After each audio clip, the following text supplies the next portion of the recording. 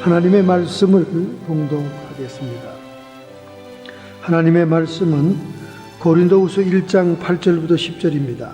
286페이지 선한 싸움의 생명의 통로라는 제목으로 말씀의 은혜를 받기 전에 먼저 주의 말씀을 봉독하겠습니다.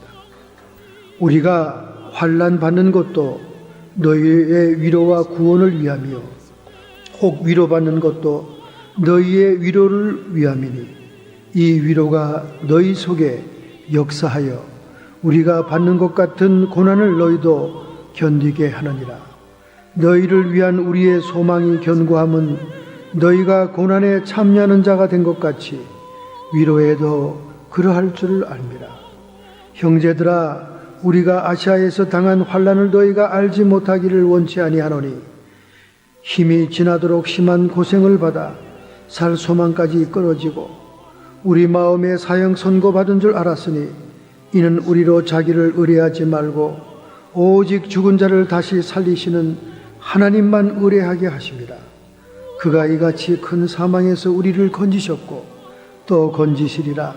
또한 이후에라도 건지시기를 그를 의지하여 바라노라. 아멘.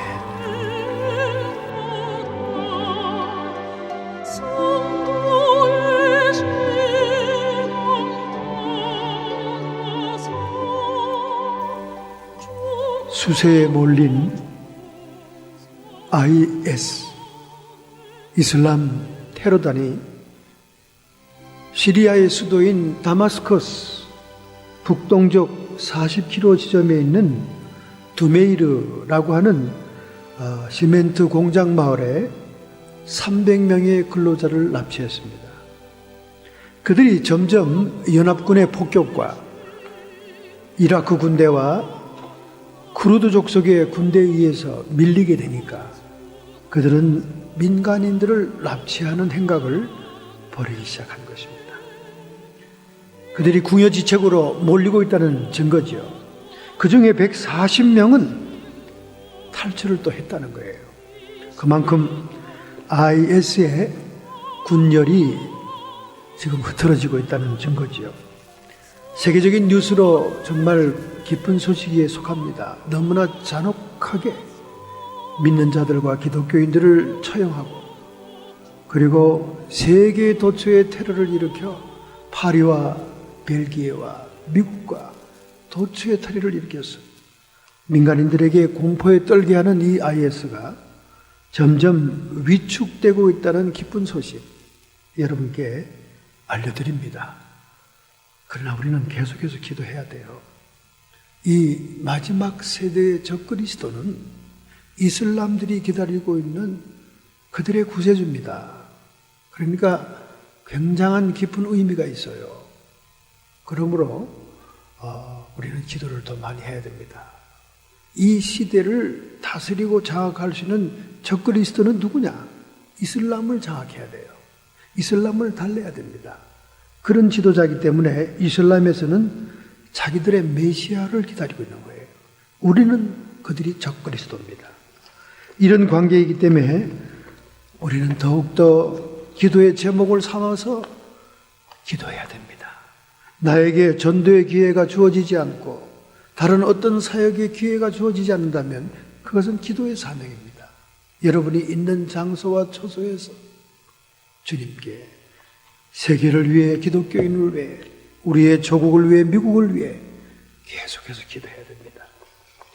이렇게 바깥에서는 좋은 소식이 들려오는데 국내에서는 아주 슬프고 위험한 소식이 들려오고 있습니다.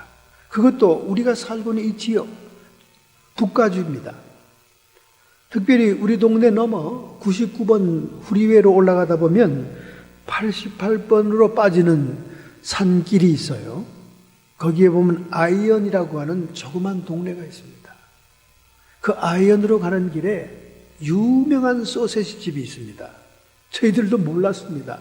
거기 매번 몇 번 걸어가다 보니까 그 정육 곡간 같은 그 소세지 집 앞에 사람들이 인산인해로 줄 서 있는 거예요. 그래서 여러분, 미국에서 사람들이 인산인해로 줄 서는 거에 야구장밖에 더 있습니까? 그러니까 너무나 기가 막혀서 겁나 궁금하니까 우리 사모님하고 둘이서 차를 거기다 파킹하고 우리도 그 줄에 서봤습니다. 그리고 사봤어요. 그 사람들이 그런 거예요. 세계 어디에서도 이런 맛있는 소세지를 먹어볼 수 없단다. 얼마나 자랑하는 광팬들인지 말이죠. 저희들이 정신없이 서 있다가 몇 개를 사가지고 차에서 먹어보니까 진짜 꿀맛이에요. 뭐 마켓에서 파는 이런 소시지가 아니에요. 그래서 너무 맛을 보고 체험적으로 좋으니까 제가 페이스북에다 내놨습니다. 사진을 찍어서 내놨어요. 줄 쫙 서 있는, 그래서 미국 시골 사람들이 서 있는 걸 찍어서 페이스북에 내놨더니 뭔 소리 하는 거예요? 아무도 반응이 없어.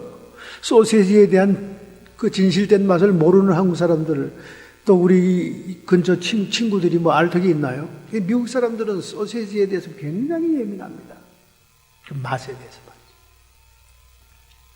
그 시골 동네, 아이언으로 가는 동네에 그 소시지 집은요, 오전이면 완전히 물건이 동나는 거예요. 뭐 시설도 깨끗하지 않아. 무슨 꼭 판잣집 같은 그런 시설이에요. 안에 뭐요, 유리판 2개밖에 없고 줄 서가지고 말이죠. 고무봉제 그걸 담아서 주는데, 여러분도 한번 가보세요. 제가 가르쳐 드릴 테니까. 뭐 동서사방 샌프란시스코에서도 왔다고 그러고 뭐 몬트레이에서도 왔다고 그러고 그래요. 그럼 미국 사람들이 그렇게 신경 쓸 정도로 맛이 있는 것 같습니다. 우리도 먹어보니까 영 다른 맛이에요. 참 특이한 맛이었습니다. 지금 제가 얘기하는 건, 소시지 공장을 여러분에게 소개하는 것은 그냥 지나가는 길이니까 소개하는 거고, 그 조금 더 가면 아이언이라는 시티에 미들스쿨 초등학교에서 사건이 발생했습니다. 그것은 2명의 중학생 아이가 점심시간에 카페테리아에서 그 주니어 학생들에게 가장 인기 있는 스마티스 캔디, 아주 베스트셀러 캔디입니다. 이렇게 길어요. 길고 이렇게 쌓여있는 건데, 이 스마티스 캔디를 하나씩 까먹었는데 조금 이따 간질병 걸린 것처럼 발작을 하는 거예요, 애들이. 그래가지고 에머전시가 오고, 또 사람들이 와서 보니까 그 에머전시로 온 그 구조대원들이 이 발작은 마약 발작이다. 마약도 보통 센 마약이 아니라 메탐페타민이라고 하는 히로뽕, 필로폰 마약 반응이다. 그 농도가 지독하지 않으면 이렇게 순식간에 애들이 거품을 일으키고 간질 발작처럼 일어날 수가 없다는 거예요. 그 누가 히로뽕 사탕을 줬느냐? 당장 교장은, 빌 무레이라고 하는 교장은 경찰에 신고해서 경찰 수사관 마약 단속반들이 나왔습니다. 그래서 아이들을 전부 다 못 나가게 교문을 폐쇄하고 조사를 했더니 한 명의 학생의 백팩에서 캔디가 한 묶음 나온 거예요. 그것이 바로 메탐페타민이 들어있는 히로뽕이요, 필로폰, 굉장히 고농도의 필로폰이 나온 거예요. 그러니까 이 아이는 사탕처럼 애들에게 캔디처럼 권해주고 난 다음 얘들이 한번 마약의 맛을 들이면 또 찾게 되니까, 한 개 먼저 주는 캔디는 후리야, 공짜로 줘요, 맛보기로. 이미 중독이 되면 애들이 계속 찾으니까 마약 딜러를 하기 위해서 그 일을 했던 것입니다. 새삼스러운 얘기도 아니에요. 뭐 초등학교에서도 일어나는 마약 사건 아닙니까? 제가 놀랬던 것은 75년 전통의 그 순수한 기독교 학교, 막 선생이 단속하고 철저히 자격을 검사하는 그런 학교, 하이스쿨에서도 마약하는 애들이 한두 명 걸려서 퇴학을 맞더라고요. 이렇게 마약이 지금 미국을 흔들고 있습니다. 이번 사건이 충격적인 것은 아이언이라는 국가주의 시골 동네라는 거예요. 여러분, 그 동네 가면 한가한 들녘과 산과 호수가 있는 동네입니다. 정말 한가한 별장지대 같은 동네예요. 그 한가한 시골 동네에 이 고농도의 필로폰이 거래되고 있다는 것은 이 마약이 얼마나 심각하게 미국의 구석구석에 침투하고 있는 것을 보여주고 있는 것입니다. 이제 캘리포니아도 코로라도처럼 마리화나를 완전히 풀어주고 인정하게 되면 마리화나는 담배 피는 애들이 흔히 필 수 있는 마약으로서 마약의 문이 활짝 열리는 거예요. 마리화나에 취했던 아이들은 더 농도가 진하고 독한 마약을 찾기 시작합니다. 그러다가 마약의 최고의 환각작용이 일어나는 것이 바로 제가 소개한 캔디에 들어있는 메탐페타민, 히로뽕이라고 하는 필로폰, 이거는 마약의 끝입니다. 마약쟁이들, 완전히 중독자들이 맞는 것이죠. 근데 그게 주사로 맞는 게 아니라 캔디 속에 들어있으니 얼마나 양이 많고 농도가 세면 그걸 먹자마자 간질병 환자처럼 발작을 하겠어요. 정말 미국은 심각합니다. 그래서 깨어있는 부모들, 특별히 기독교인 부모들은 차터스쿨에 다니게 하죠. 차터스쿨은 뭐냐? 부모들이 집에서 공부를 가르치고 공부를 가르치는 그 결과를 요약하고 한꺼번에 모여서 이렇게 인텐시브로 공부하는 게 차터스쿨입니다. 우리 동네도 있어요. 차터스쿨이 아니면 홈스쿨링을 합니다. 공립학교를 믿을 수가 없어요. 제가 살던 근처의 공립학교에 고등학교인데 매일 폴리스카 2대가 학교 안에 카페테리아 앞에 서 있어요. 그리고 경찰들이 순찰합니다. 갱도 있죠. 마약 딜러들도 있죠.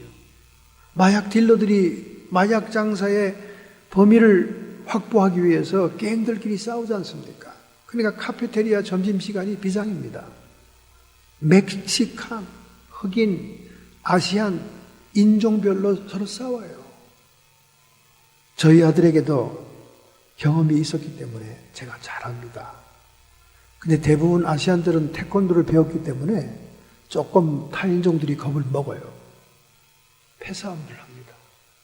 그 패싸움의 배후에는 마약 딜러들이 있어요. 마약을 팔기 위해서. 자기들이 그 학교의 상권을 장악하기 위해서 싸우는 거예요. 이렇게 여러분, 미국은 심각합니다. 기도해야 돼요. 수 없는 마약의 운반책들이 멕시코 국경을 넘습니다. 남미에서, 볼리비아에서 주로 많이 장거리에서 재배된 마약들이 정제되어서 멕시코의 국경을 넘어요. 땅굴로 넘어 들어옵니다. 트럼프가 월 장벽을 탄탄하게 세우겠다 그러지만 헛돈 드는 거예요. 헛돈. 땅굴로 들어오는 건 못 당합니다, 여러분. 땅굴로 들어오는데 땅굴로. 지금 개즘도 땅굴로 들어옵니다. 땅굴을 하도 북한이 세계에 수출을 해놔가지고 얼마나 땅굴 기술이 발달된지 몰라요. 마약의 두목도 땅굴로 교도소를 탈출한 거 아닙니까? 땅굴로. 교도소에 저쪽에 있는 목장 허름한 집을 구입해가지고 그 일당들이 거기서부터 땅굴을 파들어 와가지고 감옥 속에 들어와서 땅굴로 도망간 거 아니에요. 그럼 뭐 어떻게 당합니까? 이렇게 국민학교부터 고등학교 이르기까지 대학은 이미 말할 것도 없고 마약 전쟁입니다. 결국 성경에도 수차례 마약에 대한 언급이 있습니다. 술객들, 이 술객들로 얘기하는 그 성경의 언어가 마약쟁이를 얘기하는 거예요. 마약 중독자를. 술객들은 천국에 들어가지 못할 것이요. 술객들은 하나님의 대로에 걷지 못할 것이요. 이 술객이 바로 파마시가 들어가는 약이라는 말이 원어에 들어있어요. 드럭입니다. 드럭. 마약하는 자들을 얘기하는 거예요. 과거에 고대 종교에서는 그 예배 의식 속에 마약에 취해서 황홀경에 들어갔습니다. 정말로 신이 내려서 황홀경이 와야 되는데 선무당도 많잖아요. 에? 진짜 신이 내려서 막 대를 잡고 흔드는 것도 있지만은 선무당이 많거든. 그러니까 자기 스스로 영적인 신비로 황홀경이 못 들어가니까 약을 의존하는 거예요. 약을. 그게 마약입니다. 그러니까 마약은 고대 종교로부터 예배의식으로부터 계속 줄기차게 내려왔어요. 그렇기 때문에 지금 락하는, 뮤직하는 아이들 작사, 작곡할 때, 또 예술가들 그 찬란한 그림 색깔을 갖다가 예민하게 반응할 때, 음악, 이 청음이 마약 먹으면 발전한다는 거 아닙니까? 예민하게 들리는 거죠. 그러니까 예술가들은 거의 다 마약을 하잖아요. 마약의 끝은 비참하게 죽는 거죠. 마약하는 사람들의 얼굴 보면 벌써 표가 납니다. 눈빛으로 봐도 표가 나요. 영적인 전쟁의 최전방이지요. 영적인 전쟁의 최전방이 바로 마약과의 전쟁입니다. 그 청나라, 중국 대국, 그 대국이 왜 서구의 열강들에게 멸망당했습니까? 마약 때문에 그랬잖아요. 마약. 온 국민이 마약이 일반화되니까 생활이 피폐해지고 전혀 일상생활이 유지가 안 되니까 결국 대국이 멸망한 거예요. 이 미국 대국도 이제 멸망이 가까웠습니다. 이 마약이 이렇게 세계에서 가장 많이 팔리는 나라가 됐으니까. 영적인 전쟁, 선한 싸움의 최전방에 있는 것이 마약입니다. 정말 무서운 거죠. 마약이 들어가면 윤리관과 도덕관념은 다 사라집니다. 그야말로 짐승 수준을 뛰어넘어 괴물 수준으로 바뀌는 것이 마약이에요. 우리가 이런 전쟁을 우리 생활 주변에서 봅니다. 바로 우리 길 건너 옆집에도 아주 마약에 쩔은 애가 있었어요. 마약에 쩔은 애가. 키도 크고 그냥 인물도 잘생겼고 인사성은 또 얼마나 밝았는지 저 만나면 항상 90도로 인사를 합니다. 그게 얼마나 사랑스러워. 그 어머니가 학교 교사였는데 어머니도 감당이 안 되니까 그를 따로 독립해서 거기 살게 했던 거예요. 그 베란다에서 항상 제가 꽃에 물을 주면 하이하고 얘기를 붙이던 아이가 눈에 선합니다. 그리고 꼭 우리 자동차에 헤드라이트 켜줌으로 와서 헤드라이트 켜줬다고 끄라고 얘기해주고 친절한 아이였어요. 약만 안 들어가면 그렇게 착한 아이가 있을 수가 없습니다. 근데 그런 어느 날 약을 너무 과다하게 먹어서 아침에 일어나지 않으니까 시체가 되었잖아요. 나는 미국 엄마들 참 대담하다고 생각합니다. 그 죽은 아들을 보면서도 담담하더라고. 그런 결과가 올 줄 알았다. 이렇게 생각했던 것 같아. 담담하더라고요. 대범하더라고요. 우리 한국 부모 같으면 아이고 데이고 하면서 그냥 시멘트 바닥에 뒹굴고 얼마나 그랬겠습니까? 근데 이 교사 선생님인 어머니는 담담히 아들을 묻어버리고 왔더라고요. 자, 이렇게 우리는 영적인 전쟁에 있습니다. 사도 바울은 전도 여행 중에 아시아에게 복음을 전하기 위해서 사명 따라 애쓰고 힘쓰고 있었는데 그는 사형 선고를 받은 사람처럼 끝없는 환난을 겪게 됩니다. 절망적인 환경에 처하게 돼요. 그런데 그럴 때마다 하나님께서는 그를 위로하시고 또 인도하시는 겁니다. 자신의 이런 직접적인 체험을 통해 하나님이 우리가 이런 역경과 곤란 중에 믿음의 선한 싸움 중에 이렇게 위로하시는구나 하는 그 위로하시는 하나님에 대한 그 체험을 에베소 교회를 중심해서 소아시아에 있는 기독교인들에게 편지를 띄우면서 자기의 체험을 얘기하고 있는 거예요. 내가 이렇게 절망적이고 환난 중에 처하여 정말 사형 선고를 받은 것과 같이 숨이 끊어질 것과 같은 그런 환경 속에 받았던 그 하나님의 위로가 어떻게 나에게 전달되는가 하는 것이 오늘 본문의 말씀의 중요한 내용입니다. 사도 바울처럼 믿음의 선한 싸움을 싸울 때 어떻게 우리가 승리할 수 있겠는가? 여러분, 믿음의 선한 싸움이란 말이 성경에 많이 나옵니다. 이거 잘못 이해하는 사람 많아요. 믿음의 선한 싸움은 그야말로 싸움이 아닙니다.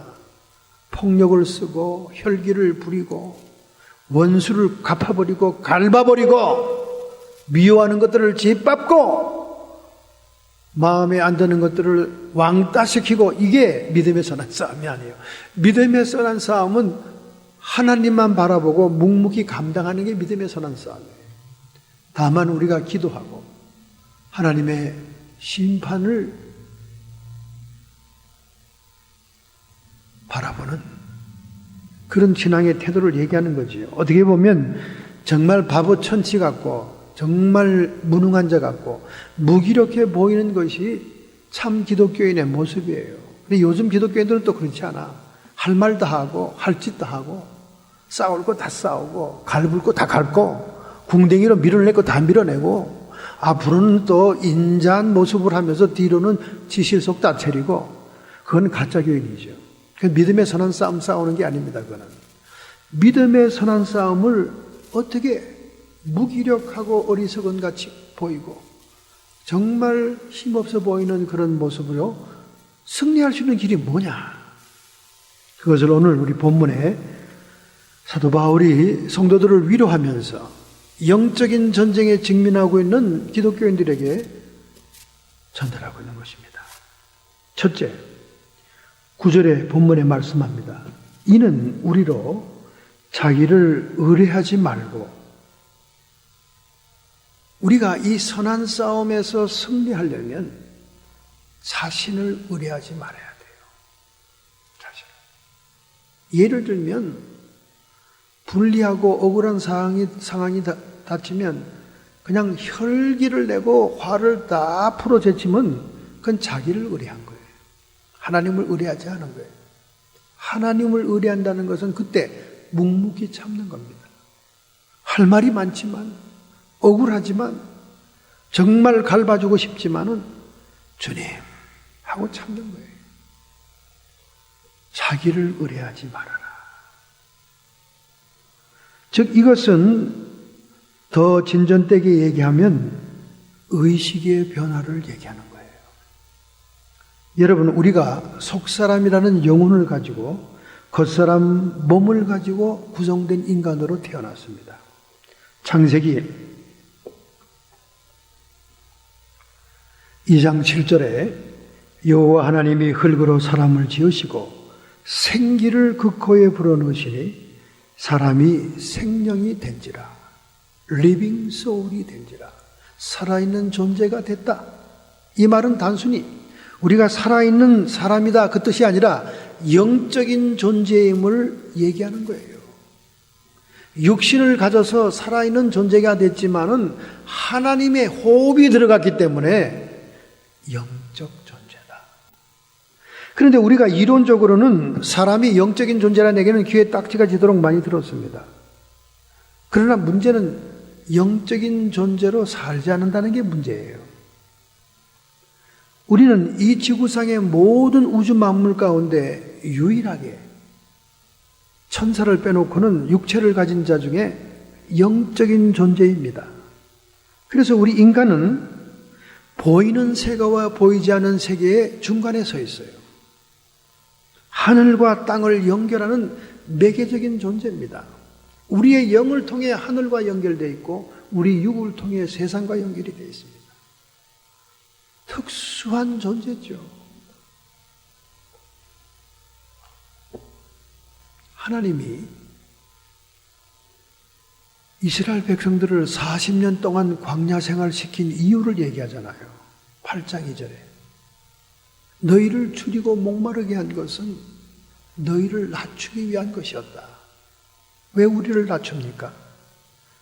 사람이 떡으로만 사는 것이 아니라 여호와의 입에서 나오는 말씀으로 사는 줄 알게 하기 위해서 그랬다. 할렐루야. 여러분, 이 말씀이 무슨 뜻인지 압니까? 사람이 떡으로만 사는 게 아니라 하나님의 말씀으로 산다. 이것이 하나님이 이스라엘 백성을 연단 훈련시키는 목적이었고 또 예수님이 광야에서 시험을 당한 목적이었어요. 왜 하나님께서는 사람이 떡으로만 사는 게 아니라 말씀으로 살아야 된다는 것에 집착을 할까요? 인간 최초의 원죄가 거기서 들어왔기 때문에 그래요.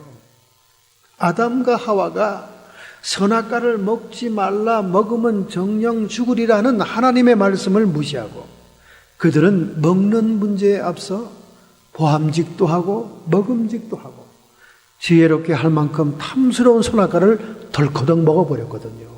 먹는 문제가 인간에게 먼저 우선순위가 되었기 때문에 원죄, 우리에게 죄의 유전인자가 생기기 시작한 거예요.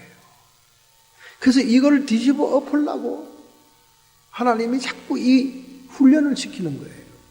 또 이 문제를 해결하기 위해 예수님을 우리에게 보내셨고 그 보내신 예수님마저도 사탄에게 이것으로 시험당하게 했던 거예요. 이 돌덩어리로 떡을 만들어 먹어봐라. 지금 안 그래도 40일 금식에서 돌이 떡으로 보이는 때야. 금식해 본 사람은 다 알아요. 짜장면이 공중에서 비행접시처럼 왔다 갔다 합니다. 짬뽕이 그냥 밑으로 그냥 깔려 있어요. 막 탕수육에 그냥 짬뽕이 막. 내가 평소에 좋아하던 음식들이 금식기도 내내 비행접시처럼 날아다닙니다. 이제 금식기도가 끝날 쯤 되면 저희 두 번째 매형인 유 목사님이 기도원에서 이렇게 돌리는 거에다가 녹두를 갈아요. 금식하고 난 다음에 녹두가 좋다고 그러더라고요. 이거 녹두 지지는 냄새가 얼마나 구수한지 몰라. 그래서 목사님 좀 늦게 작업을 시작하시지 이제 금식이 끝나는 하루 이틀 바로 그때 이제 준비하느라고 먹이려고 하는데 막 그게 그냥 마지막 시험이 되는 거예요. 마지막 시험이. 진짜 구수하면 돼지고기 척척 김치까지 넣어서 준비해 놓은 말이죠. 진짜 기막히죠. 그리고 장기 금식했을 때는 그 녹두죽을 또 끓이고 말이죠. 예수님도 그랬어요. 육신을 가졌기 때문에 40일 금식 후에 돌도 떡으로 보일 때인데 마귀가 돌을 떡으로 만들어 먹어. 너는 그런 능력 있는 하나님의 아들 아니냐. 그러나 첫 번째 아담이 지었던 죄를 주님은 재현하지 않습니다. 하나님의 말씀이 떡보다 더 귀하다 그 말이에요. 성경에 기록되었으되 주 너희 하나님을 시험치 말라. 말씀을 인용하잖아요. 오늘 여러분과 제가 정말로 떡으로만 살지 않고 말씀으로 사는 것이 믿어지고 몸으로 체감되고 실천하고 살고 있냐 그 말이죠. 우리는 분명히 영적인 존재인데 영을 위해서는 살질 않아요. 육을 위해서만 산다 그 말이에요. 이 말의 뜻은 뭐냐? 하나님은 너희는 영적인 존재이기 때문에 영적인 문제가 해결되고 영적인 근본 문제가 충족이 돼야 너희 인생이 행복하고 축복스럽고 형통한 것이다. 근데 사람들은 당장 배고픈 육체를 채우길 바쁘고 당장 육신의 문제가 급급되는 거다 그 말이에요. 그러니까 오늘날 여러분과 저는 거의 일생을 시간을 카운트해 보면 육체를 위해 산 사람들이에요. 우리가 영적인 존재인 줄 알지만 영이 살찌우고 영이 성장하고 영이 장성한 데 이르기에 노력하지는 않았다는 거죠. 이것이 문제라는 것입니다. 그럼 무엇이 이런 문제를 가져옵니까? 우리의 중심에 있는 마음으로부터 시작된다고 말이죠. 그래서 의식 변화가 필요하다는 거예요. 마음은 우리의 채널이에요. 우리가 그 마음을 돌리는 대로 우리가 원하는 방송이 나오는 거예요. 육의 방송만 들어왔습니다. 착착착착 돌려서. 근데 이제는 영의 방송을 듣도록 의식을 변화시키라고 말해요. 의식. 생각의 흐름을 의식이라고 그러는 거예요. 우리가 선한 싸움에서 이기려면 마음부터 영적인 생각으로 해야 된다고 말이죠. 그래서 이 마음이 중요한 겁니다. 잠언서 4장 23절 무릇 지킬 만한 것보다 더 내 마음을 지켜라. 생명의 근원이 이에서 납니다.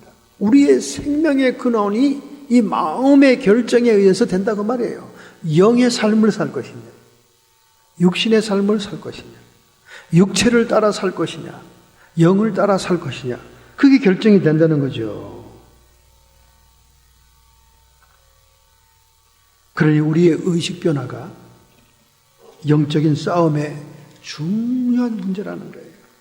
로마서 8장 5절부터 8절, 육신을 쫓는 자는 육신의 일을, 영을 쫓는 자는 영의 일을 생각하나니 육신의 생각은 사망이요 영의 생각은 생명과 평안이니라. 육신의 생각은 하나님과 원수가 되나니 이는 하나님의 법에 굴복지 아니할 뿐만 아니라 할 수도 없습니다. 육신에 있는 자들은 하나님을 기쁘시게 할 수 없느니라. 우리의 영이 하나님과 교통하고 우리는 영적인 존재인데 육신만 따라 살면 하나님이 절대 우리를 기뻐하지 않는다는 거예요. 근데 솔직히 양심껏 가슴에 손을 대보세요. 우리의 삶이 평생 동안 육체를 따라 살았습니까? 영을 따라 살았습니까? 내가 영적인 존재임에도 불구하고, 영이 우선임에도 불구하고. 가라디아서 6장 8절 10절에 말씀합니다. 자기 육체를 위하여 심는 자는 육체로부터 썩어진 것을 거두고 성령을 위하여 심는 자는 성령으로부터 영생을 거두리라. 여러분과 내가 당면하고 내 현실의 문제가 육체의 문제이기 때문에 육체를 따라 살아왔다고 말이에요. 근데 그 육체를 따라 산 인생은 결국 썩어서 없어지는 인생이다 그 말이에요. 여러분이 모은 물질, 여러분이 먹었던 모든 음식, 이 모든 것은 육체와 같이 땅에 썩어져 흙으로 돌아가는 거예요. 그 얘기를 하는 거예요. 그러나 성령을 위하여 우리의 영이 심고 거두고 애쓰고 한 것은 영생토록 보존한다고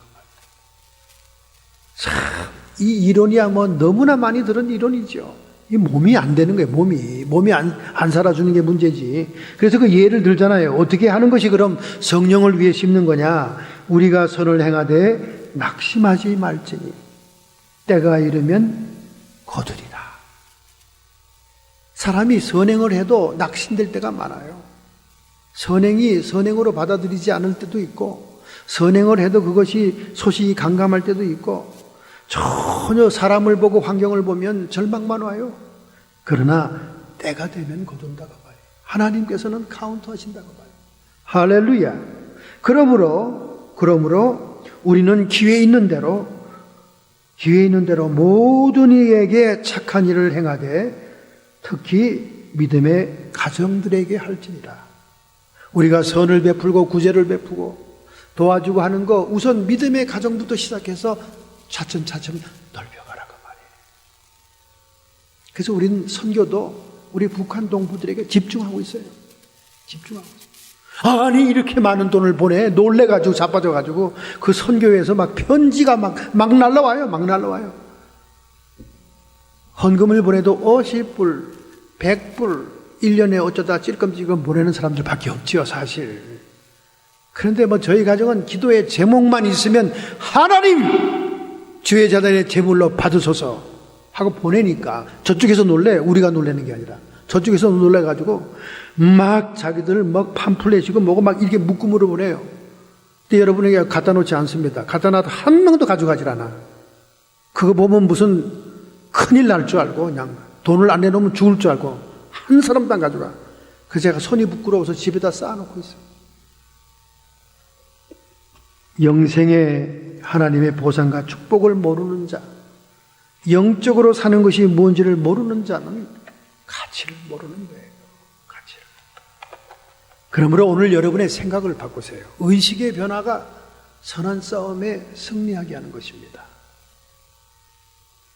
어떻게 변합니까? 육신의 생각은 사망이요 영의 생각은 생명과 평안이니라. 할렐루야. 육신에 있는 자는 하나님을 기쁘시게 할 수 없답니다. 그저 내 새끼 내꺼 내가 이익이 되고 그냥 자기밖에 모르는 육신의 삶이에요. 육체를 따라 사는 거예요. 그렇게 살아왔어요 평생을. 그러니 뭘 가지고 주님 앞에 가냐 그 말이지. 여러분의 영은 얼마나 성장이 안 되고 비리비리 말라져 있겠습니까? 우리가 선한 싸움에 승리하는 길은 생각이 바뀌어야 돼. 육체를 따라 사는 생각으로 살지 않고 영을 따라 사는 생각으로 바꿔야 됩니다. 인간의 상식과 인간의 이익을 따라 사는 것이 아니라 하나님의 약속의 말씀을 따라 사는 의식으로 변해야 된다고 말이에요. 왜? 모든 생명의 근원이 마음에 있다. 그 마음의 변화에 따라서 영적인 것을 택하느냐, 육체를 택하느냐. 오늘 인생들에게 일어가는 모든 문제, 질병, 환난, 고난, 고통, 자녀의 문제, 모든 문제, 영에 있는 거예요. 영에서 찾아야 되는 거예요. 그래서 요한 3서 2절에 말씀하지 않아요. 사랑하는 자요, 내 영혼이 잘됨같이 내가 범사에 잘되고 강건하기를 내가 구하노라. 여러분의 오늘 영적인 상태에 따라 범사가 형통하기도 하고 범사가 막히기도 하고, 오늘 여러분의 영혼의 상태에 따라 여러분이 건강하기도 하고 여러분이 건강을 찾지 못하기도 하고, 영혼의 가장 모든 문제의 근원이 있다는 거예요. 그렇기 때문에 오늘 여러분 늦게라도 이 영이 더 문제구나, 야, 이 영이 우선순위구나, 이걸 깨달으면 여러분이 이제 살 길을 찾은 겁니다. 왜 그토록 하나님이 사람이 떡으로만 사는 것이 아니요, 이 말은 육체의 삶을 얘기하는 거예요. 오직 여호와의 입에서 나오는 모든 말씀으로 사느니라, 영의 문제를 얘기하는 거예요. 영의 문제 우선순위로 삼고 영의 문제를 말씀으로 붙들고 따라가면 하나님이 모든 문제가 해결되게 한다는 거예요. 그래서 영분별의 은사가 중요합니다. 사람이 떡으로만 사는 것이 아니라 말씀으로 산다는 말은 계속적으로 주님이 그것 때문에 연단하고 광야 생활시키고 우리를 흔들고 환난 중에 거하게 하는 것은 육체가 우선순위가 아니다. 먹고 사는 문제가 우선순위가 아니다. 너희들의 영혼에 집중해라. 할렐루야. 오늘 여러분의 영혼의 나이가 몇 살입니까? 육체의 나이는 70이요, 육체의 나이는 80이요, 육체의 나이는 90이라 할지라도 여러분의 영혼은 육체에 갇혀서 숨을 못 쉬고 살았어요. 뭐 영혼의 먹잇감을 줘야지, 배불러 줘야 자라지, 갓난아기도 안 된 사람들이 많다고 말해요. 그래서 복 있는 사람은 오직 여호와의 율법을 즐거워하여 그 율법을 주야로 묵상하는 자로다. 율법을 주야로 묵상하는 사람은 어떤 사람인데? 영이 자라는 사람이거든. 하나님의 말씀을 먹고 영이 자란 사람들은 결국 복이 있다는 거예요. 그 복도 단순히 이 육신의 때 이 세상의 복이 아니라, 그 복도 물론 주시지만은 영원한 복이 있다는 거예요. 우리가 생각하는 복 개념하고 하나님이 생각하는 복 개념이 달라요. 얼마나 여러분이 영혼을 위해서 살았습니까? 얼마나 여러분들이 영적인 성장을 위해 살았냐고 말이에요. 여러분의 문제점의 중요한 핵심은 여러분의 영의 상태입니다. 여러분의 영의 문제, 죄의 문제가 해결되지 않았는지, 내가 육신과 물질을 앞세우고 있는지, 왜 종말의 때에 짐승의 표가 나오겠습니까? 짐승의 표의 목적이 뭐예요? 육체를 위해 떡을 택할 것이냐, 영혼은 구원을 위하여 짐승의 경배를 거부하고 짐승의 표를 받지 않고 죽을 것이냐, 그걸 주님께서 마지막에 시험하는 거예요. 선악과와 똑같은 겁니다. 첫 번째 선악과에서 인간이 넘어졌듯이 마지막 기회에 짐승의 표에서 넘어지는 거예요. 짐승의 표를 받지 않으면 매매할 수 없는 표기 때문에 먹고 살 수가 없어요. 산속에 들어가 농사짓고 작업자족하지 않은 한 이 사회생활을 할 수가 없습니다. 제일 먼저 국가에서 나오는 돈부터 끊어버릴 거예요. 그 표를 안 받으면. 그 다음에 두 번째 메디컬 프로그램입니다. 그 표가 없는 사람은 병원에 가봤자 소용이 없어요. 스캔이 안 되고 기록이 안 나타나니까. 병원 문제. 세 번째, 이제는 온 국민들에게 매매를 못하게 하는 거죠. 마켓에 가서 물건을 살 수가 없습니다. 얼마나 하나님의 극단적인 시험입니까? 내가 육체를 따라 물질을 택할 것이냐, 내가 영혼의 구원과 영생을 위해서 거부할 것이냐. 마지막 하나님이 떡으로만 사는 것이 아니라는 시험대에 놓이게 하는 거예요. 짐승의 표가 나타날 때까지 가볼 필요도 없네. 당장 지금 먹고 사는 문제 때문에 주일 성수를 못 나오고 있는데, 그 사람들은 짐승의 표를 당연히 받을 사람들이죠. 시험을 봐야 우동생이 표가 납니까? 시험을 봐야 공부 못하는 사람이 표가 납니까? 우등생과 열등생은 평소에 다 아는 거예요. 선생은 다 알아요. 저놈은 공부 안 하는 놈, 저놈은 공부 열심히 하는 놈 다 압니다. 그대로 되는 거예요. 짐승의 표가 와야 사람이 결정나는 게 아닙니다. 오늘 주일 예배에 물질 때문에, 육체 때문에 못 나왔다. 그러면 그때도 마찬가지죠. 그때는 더 하죠. 눈에 불을 켜겠지, 그때는. 권사님들이 월표를 못 받더라도 짐승의 표를 안 받겠다고 한다면 그건 생명록에 이름이 기록된 천국 백성인 거예요. 그런데 그를 권사님이 몇 분이나 되겠습니까? 생각해 보세요. 당장 굶어 죽는데. 그러나 이랬던 저랬던 휴고를 못했다면 3년 반 동안 피죽을 먹더라도 견디고 참으면 천국입니다. 순교해도 천국입니다. 이것이 바로 사람이 떡으로만 사는 것이 아니라 여호와의 입에 나오는 모든 말씀으로 산다는, 육체를 따라 살지 말고 영을 키우고 영을 따라 살아라.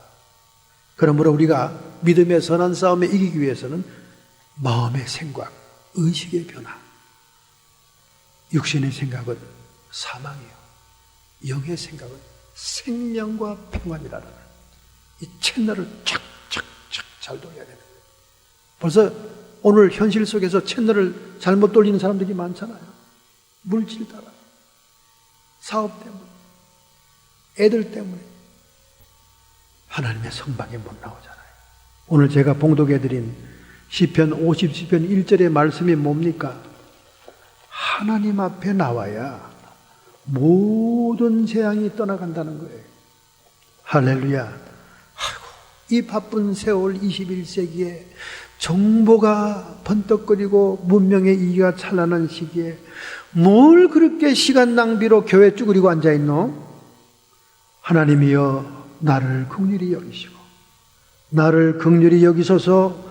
내 영혼이 주께로 피하되 주의 날개 그늘 아래서 재앙이 지나가까지 피하리이다. 여러분에게 닥쳐오는 재앙들, 여러분에게 닥쳐오는 모든 불의의 사고들 주님 앞에 나와야 날개 아래 보호가 돼서 피한다는 거예요. 그걸 모르고 세상에서 해결하고 있는 거예요. 내가 지극히 높으신 하나님께 부르짖으며 곧 나를 위하여 모든 것을 이루시는 하나님께로다. 죽을 불치의 재앙, 불치병의 재앙, 모든 생활 속의 재앙, 모든 재앙을 피할 수 있는 일. 저 이스라엘 나라가 2000년 동안 세계 민족들 사이 유리방황하면서 박해받고 고난받은 민족 아닙니까? 저 민족이 1948년도에 독립하고 국가를 세웠어요.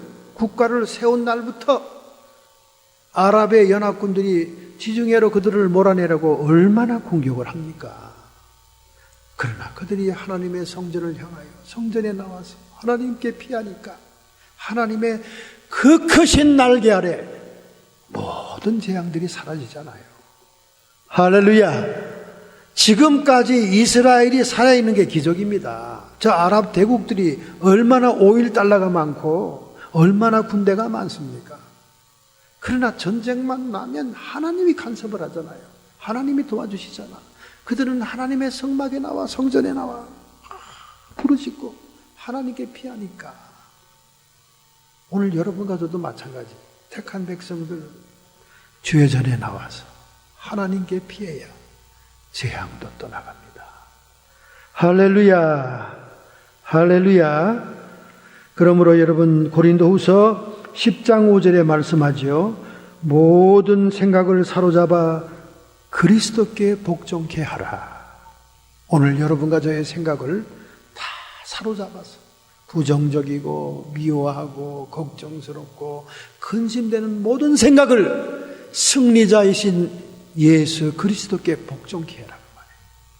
할렐루야. 그것이 선한 싸움에서 이기는 능력입니다. 두 번째 또 있어요. 두 번째, 오늘 9절에 얘기하죠. 오직 죽은 자를 살리시는 하나님만 의뢰하게 하시며 큰 사망에서 건지겠고 건지시리라. 첫 번째 선한 싸움에서 이기는 것은 자신을 의뢰하지 않는 것이고, 두 번째는 하나님만 의뢰하는 것입니다. 선택을 바꾸라는 거예요. 선택. 내 이성과 내 상식, 내 생각을 선택하는 것이 아니라 믿음을 선택해서 움직인다는 거예요. 믿음을. 그래서 하나님은 우리가 필요한 것만 따라서 우리에게 공급하는 분이 아니에요. 우리가 믿음으로 행할 때 거기에 응답하기를 더 기뻐하십니다. 그래서 믿음이 없이는 하나님을 기쁘시게 할 수 없다. 그렇게 얘기하고 있습니다. 히브리서 11장 6절이죠. 믿음이 없이는 기쁘시게 못하나니 하나님께 나가는 자는 반드시 그가 계신 것과 또한 그가 자기를 찾는 자에게 상 주신 이심을 믿어야 할지니라. 할렐루야. 요 말이 히브리서 11장 믿음의 장, 믿음의 영웅들의 장에서 나온 말씀인데, 그 11장 6절 믿음이 없이는 기쁘시게 못한다는 그 말씀 바로 위에 나온 사람들이 누구냐? 두 사람밖에 없어요. 그 밑에 쭉 나오지만은 그 전엔 두 사람입니다. 두 사람이 하나님을 기쁘시게 하는 믿음을 가졌다 그 말이지. 첫째 누굽니까? 아벨이지요. 아벨은 하나님은 무엇으로 기뻐했어요? 정결한 제물로, 하나님이 원하시는 제물 드림으로 인해서 하나님이 그 예배를 인정한 겁니다. 그러니까 하나님이 지금 오늘 우선적으로 요구하는, 기뻐하는 믿음은 뭡니까? 예배를 제대로 드려라 그 말이에요. 하나님을 온전히 경외하라 그 말입니다. 여러분과 저의 영혼이 성장하고 힘을 얻기 위해서는 가장 중요한 것이 예배입니다. 할렐루야. 예배를 통해 하나님을 경외하는 것이니까 우리가 무엇으로 하나님께 우리의 사랑을 표현하고 하나님을 두렵고 떨림으로 섬긴다는 걸 표현하겠어요? 예배다 그 말이에요. 예배. 여러분과 제가 하나님을 경외하는 것이 예배 행위잖아요. 가정이 그냥 머리가 복잡하고 근심이 막 쌓일 때 가정 예배 드려보세요. 얼마나 평안이 찾아옵니까? 아벨이 예배라는 주제로 먼저 나왔습니다. 믿음의 영웅들 가운데 제일 먼저 나온 아벨은 예배를 얘기하고 있는 거예요. 오늘 여러분이 예배를 드림으로 하나님을 영화롭게 했을 때 하나님이 여러분을 보호하시고 여러분의 믿음을 받으시고 기뻐하는 거예요. 두 번째 어떤 인물이 나왔습니까? 에녹이 나왔습니다. 에녹은 어떤 인물입니까? 하나님과 동행하다가 하나님을 기쁘시게 한 자로 인정을 받아서 죽지 않고 휴거했습니다. 그러므로 에녹은 어떤 주제를 얘기합니까? 순종. 동행이라는 말을 히브리 원어로 함께 걷는다는 말입니다. 하나님을 따라간다는 얘기입니다. 하나님을 본받는다는 얘기예요. 순종을 얘기하고 있습니다. 그러니까 하나님이 기뻐하시는 믿음 제일 중요한 게 뭐냐? 예배와 순종. 받으시는 예배, 생활 속에 순종이 있을 때 받는 거지요. 그런데 아벨은 죽은 자야. 죽은 피가 말을 해. 부활의 신앙을 얘기합니다. 에녹은 하나님을 동행했어요. 하나님이 살아있는 존재로 알고 믿었습니다. 보이지 않는 사람 하나님이에요. 천지를 지으신 분으로 믿었어요. 순종합니다. 그것은 창조의 신앙입니다. 하나님이 받으시고 기뻐하는 신앙 두 가지, 창조의 신앙과 부활의 신앙. 근데 부활의 신앙이 먼저 나오네. 똑같은 순서가 아브라함에게서 나옵니다. 아브라함 로마서 4장 7절 그의 믿은 바 하나님은 죽은 자를 살리시며 부활의 신앙입니다. 없는 것을 있는 것처럼 부르신 이시니라. 빛이 있으라 물이 있어라. 창조의 신앙이죠. 그러니까 우리 믿음의 조상 아브라함의 믿음의 핵심이 뭐냐? 부활의 신앙과 창조의 신앙. 그는 몸으로 그걸 체험했어요. 죽은 자의 방불한 그 몸이 생명을 잉태하게 되지 않습니까? 그 체험을 통해 모리아 산에 이삭을 믿음으로 바치게 된 거예요. 이건 죽어도 산다. 그 믿음이 있으니까. 오늘 여러분들이 부활의 신앙이 있으면 하나님을 기쁘시게 할 수 있습니다. 오늘 여러분들이 창조의 신앙이 있으면 하나님의 인정을 받을 수 있습니다. 믿음이 없이는 기쁘시게 못하나니 하나님께 나가는 자는 반드시 그가 계신 것과 또한 그가 자기를 찾는 자들에게 상 주시는 이심을 믿어야 할지니라. 하나님의 존재를 확신하고 그 하나님이 찾고 하나님을 위해서 순종하고 예배하고 섬기면 반드시 보상하시고 상급을 주는 분이라고 믿을 때 하나님이 기뻐한다는 거예요. 어떤 분들은 그래요. 동기가 순수해야지 뭐 하나님께 맨날 면류관 받는다 상 받는다 그런 대가를 생각하고 하나님을 섬기면 되겠냐고. 참 동기는 좋아요. 말씀은 참 감사한 얘기입니다. 그러나 하나님 쪽에서 상 받는 걸 기대하는 자를 내가 기뻐한다 그러니 하나님의 마음 따라서 해야죠. 우리 생각보다는. 그것도 교만이지요. 그것도 교만이에요. 숨 넘어가면서도 내가 불리하고 약할 때 하나님의 이름을 부른다는 것은 너무 비열한 짓이다. 그 숨 넘어가는 순간에 이를 꽉 깨물고 죽는 교장 선생님, 제가 간증했잖아요. 하도 자식들이 부탁을 해서 점잖은 교장 선생님 평생을 교직 생활하면서 정말 타의 모범이 된 그분이 죽는 순간이 오니까 가족들이 얼마나 안타까워요. 이런 분들은 천국에 가야 되는데. 저를 막 부탁해서 제가 막 30대 88 나르는 그냥 담대한 종으로 가가지고 말이죠. 교장 선생님 말이지. 마지막 순간에 주님의 이름을 부르면 마지막 턱걸이로 천국에 들어갈 텐데 이름만 하면 부르시죠. 내가 자존감 있는 인생을 살아왔는데 마지막 순간에 약자가 되고 약한 순간이 되었다고. 하나님의 이름을 부르는 것은 염치가 없지. 염치가 없지. 비열한 짓이지. 끝까지 자아가 깨어지지 않고 교만이 남아서 그런 거예요. 천지를 지으시고 우주 만물을 운행하시는 그 안에는 그 위대한 분 앞에 뭘 자기를 세울 게 있다고. 우리는 어린아이보다 못하고 티끌보다 못한데 그냥 하나님이 마련하고 준비한 거라면 겸손한 마음으로 받아들이면 되는 거지요. 그걸 이를 꽉 깨물고 그냥 꼴까닥 하더라고. 그 지금 얼마나 후회하시겠어. 지옥에서. 저도 정말 안타깝더라고요. 인품이 계시고 말이지. 덕망이 계시고 말이지. 남한테 신세 안 지고 구워주면 구워줬지 빚지지 않은 그분이 그 체면 때문에 말이지. 내가 그 짓은 안 하지. 하나님한테 왜 신세를 져? 태어날 때부터 하나님께 신세를 졌네요. 제가 그랬어요. 교장 선생님, 누구한테 신세 안 진다고 그러시는데 태어날 때부터 신세를 졌어요. 생명이 된 것도 하나님의 신세예요. 그 생명을 품어 10달 동안 임신한 엄마도 신세예요. 그래서 아장아장 걸어다니면서 성인 될 때까지, 독립할 때까지 키워준 것도 부모의 신세예요. 이미 신세는 다 졌습니다. 부모 신세 다 갚았어요? 제가 뭐 갚을 일이 있나요? 어차피 신세지는 인생, 예수 이름 신세지고 천국 가자는데 그게 뭘 그렇게 교만해서 그래요. 영이 자라지 못하고 영에 들리는 귀가 없고 깨닫는 것이 없으니까 받아들여지지 않는 거예요. 그러니까 회개가요, 식은 죽 먹기가 아닙니다, 여러분. 회개가 되는 게 아니에요. 회개가 쉬워 보여도. 어떻게 예수님을 못 믿고 어떻게 회개를 못하지? 그렇지 않다니까. 못하는 인간은 죽어도 못해요. 그러므로 우리는 선택의 변화가 있어야 돼요.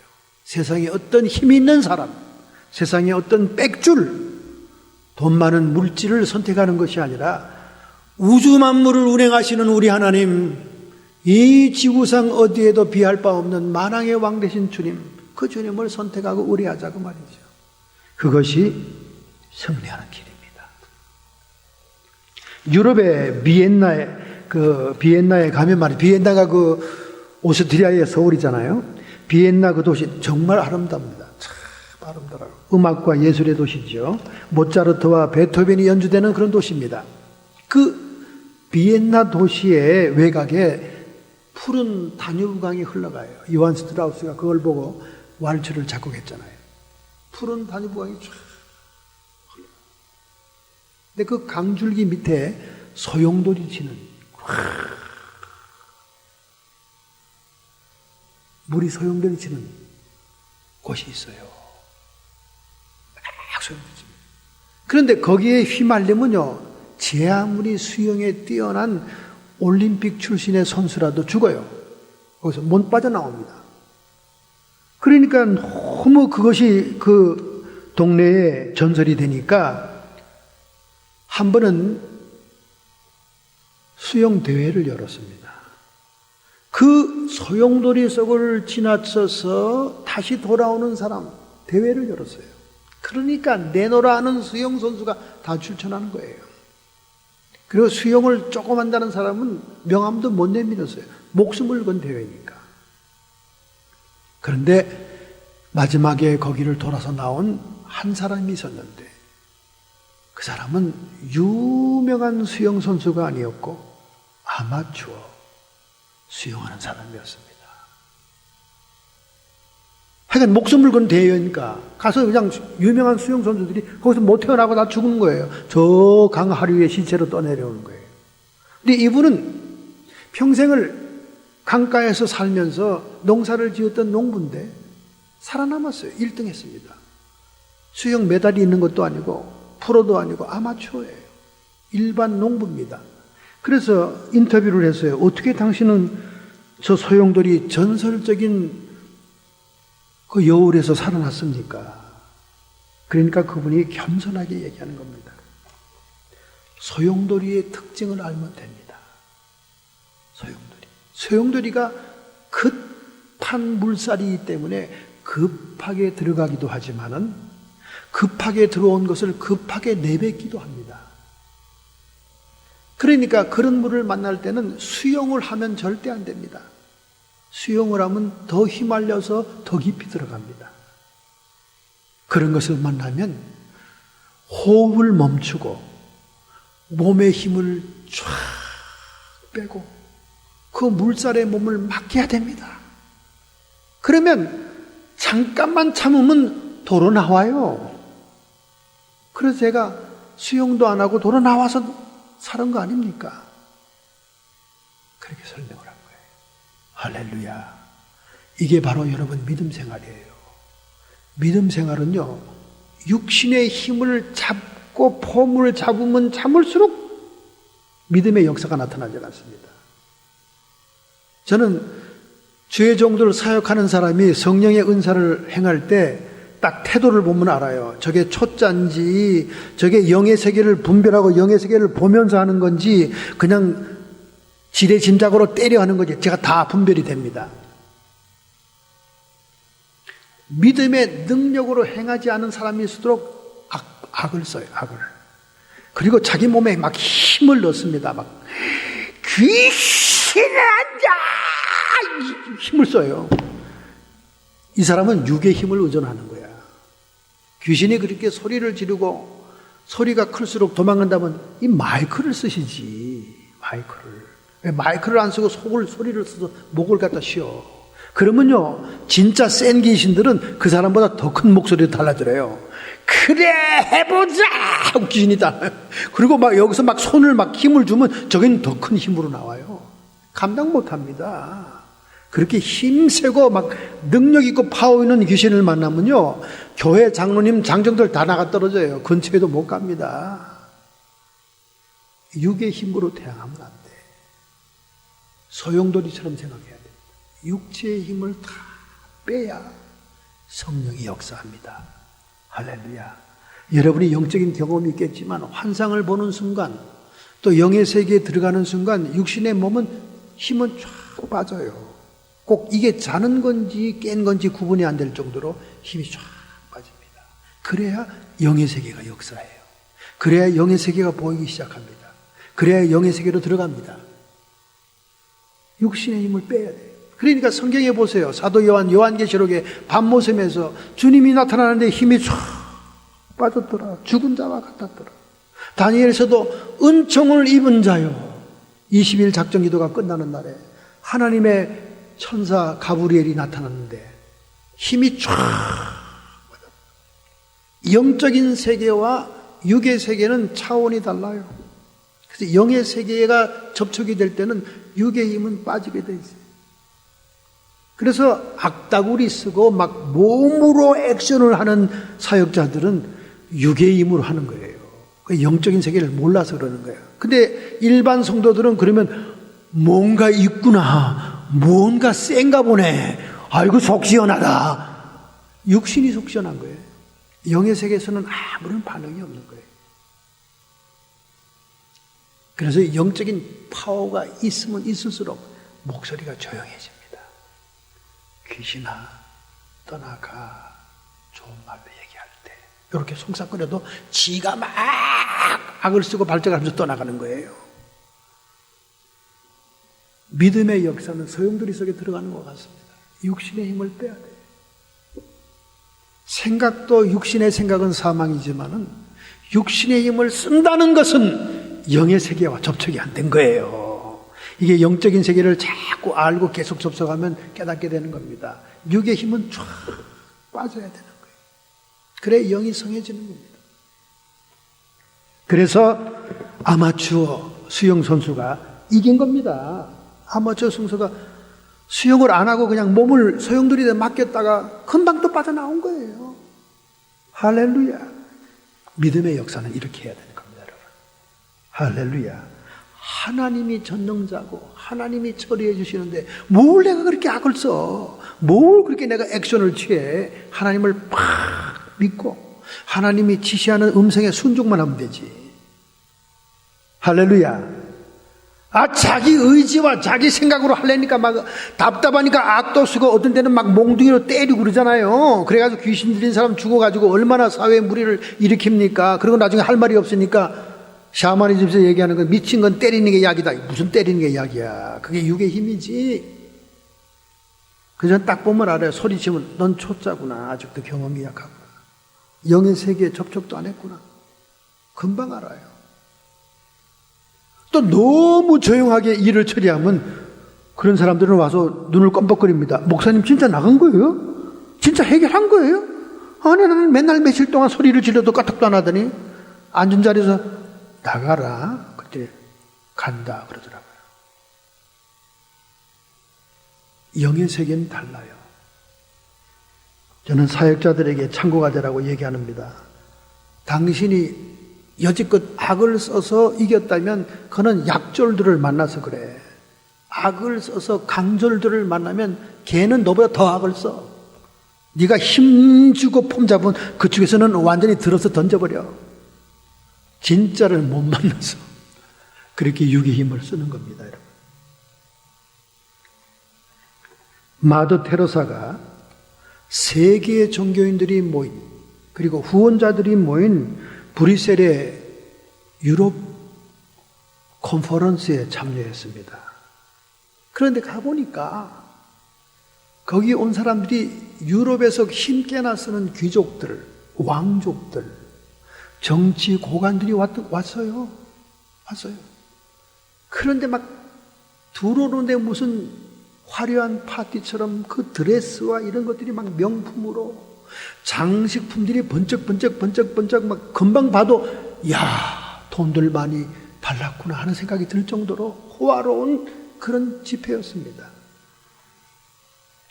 거기서 마더 테레사가 연설을 하고 그들에게 또 후원을 요청을 하고 많은 여러 가지 강연자 중에 마지막 한 사람으로 참가를 했습니다. 그리고는 이제 그 디너니까 이렇게 음식을 나누면서 서로 담화를 나누는데 힘 있어 보이고 기름이 탁 돌고 온몸에 화려한 것으로 치장한 귀족이 탁 와가지고 웃으면서 측은한 목소리로 테레사를 위로했습니다. 마더 테레사, 지금 인도 캘커타에서 하고 있는 빈빈 사역이 너무나 힘들지요. 너무 절망스럽지요. 들어오는 돈도 없지요. 빈민들을 상대하니 무슨 헌금이 들어오겠어요. 아주 측은한 목소리로 그 얘기하는 거예요. 그것도 아래 위로 보면서 마더 테레사는 인도 사람들, 평민들이 있는 사리를 입고 있었어요. 그때 테레사는 웃는 얼굴로, 얼굴이 확 주름이 지면서 얼굴 이렇게 얘기했습니다. 저는 성공적인 사역을 위해서 그곳에 있는 것이 아닙니다. 아니 그럼 성공도 못하는데 거기서 왜 그렇게 애를 쓰세요? 기둥이 그러니까 나는 하나님의 자비를 드러내기 위해서 그곳에 있을 뿐입니다. 그렇게 얘기한 거예요. 그때 기종은 머리를 망치로 맞은 것처럼 띵 해가지고 얼굴이 빨개졌습니다. 여러분, 육체의 사람들, 세상 사람들은 오직 성공입니다. 오직 번영입니다. 영적인 것을 소개하면서도 물질적인 보상을 악착같이 받으려고 그래요. 지난주에 목회자로서 제일 최고 부자의 리스트가 나왔어요. 난 목회자가 부자 리스트가 나온다는 자체가 창피합니다. 일반 신문에 나왔습니다. 코플랜드 목사, 페이스 스쿨을 제2세대인 코플랜드 목사가 8억 불의 돈이 있습니다. 8억 불. 번영신학의 거두 8억 불. 8억 불이 있습니다. 그런데도 그냥 방송에서 헌금을 거둬들이라고 눈이 뻘개요. 장풍으로 훅 하면서 사람 쓸어들이는 그 누굽니까? 지금 생각이 안 나네. 그분은 한 5등쯤 되더라고. 그분도 그냥 호화판인데 5등이. 그 코플랜드 목사 집은요, 얼마나 대저택인지 그 저택 안에 비행기 비행장이 있답니다. 전용 고급 제트 비행기가 몇 대가 있대요. 이렇게 육체의 사람들은 영적인 사역을 하면서도 돈하고 연결지어서 돈을 끌어모읍니다. 돈을. 주님은 분명히 말씀하기를 너희가 거저 받았으니 거저 주어라. 이런 말씀을 했건만 세계 각지에서 그냥 돈을 끌어들여서 그렇게 부귀공명을 누리. 빌리그레암 목사는 한 7번째 되던가요? 부자들은 천국에 못 간다고 그랬는데 빌리그레암 목사님 가겠어요? 그래가지고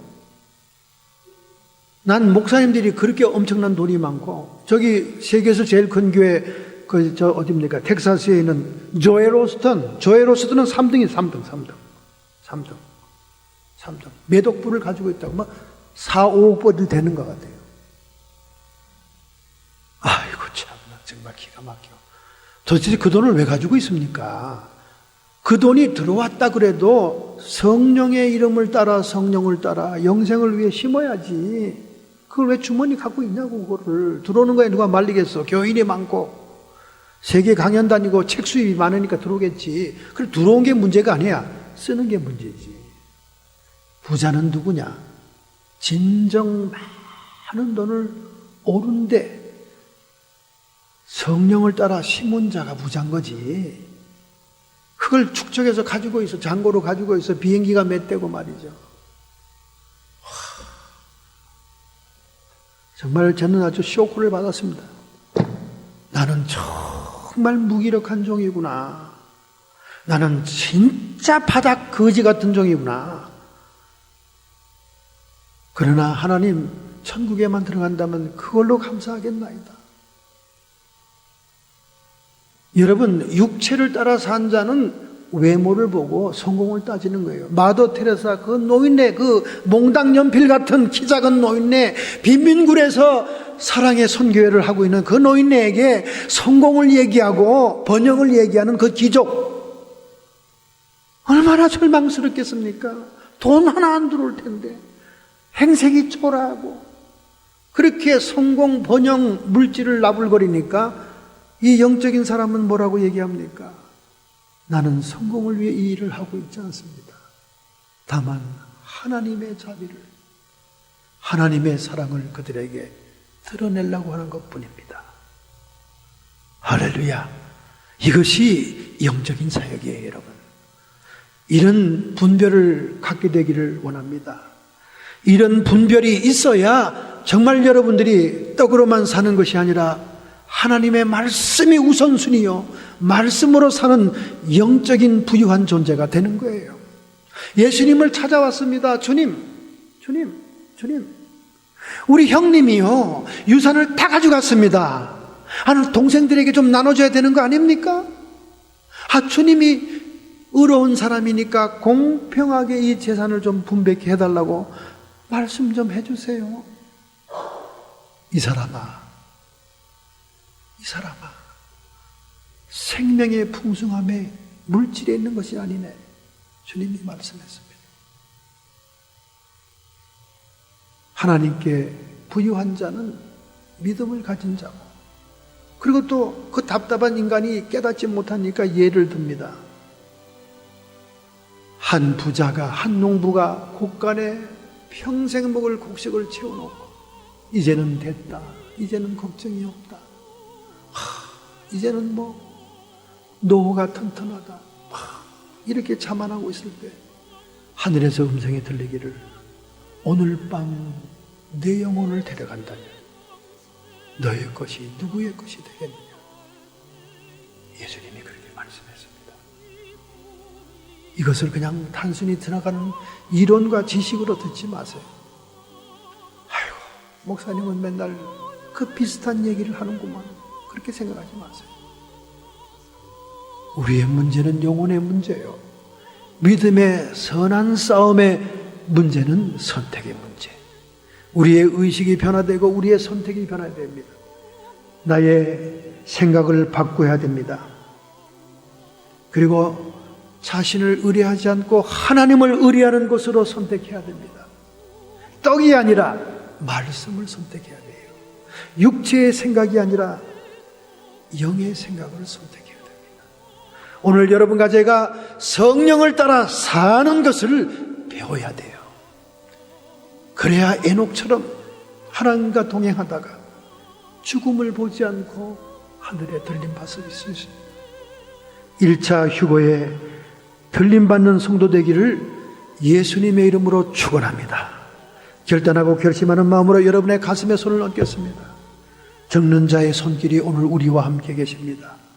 저희들이 온 생애를 육신을 따라 살아왔습니다.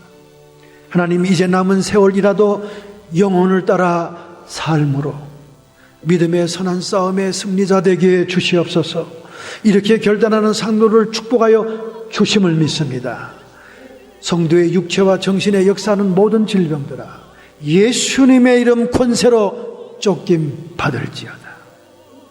마음에 생명과 평안이 넘칠지어다. 악한 마귀 사탄 귀신의 세력들은 끊임없이 육체의 일과 먹는 문제를 들고 와서 우리의 신앙을 타락시킵니다. 하나님, 극복하게 해 주옵소서. 의식이 변화되게 해 주시옵시고 선택이 변화되어서 승리자 되게 해 주옵소서. 예수님의 이름으로 감사하며 축복하며 기도하옵나이다. 아멘.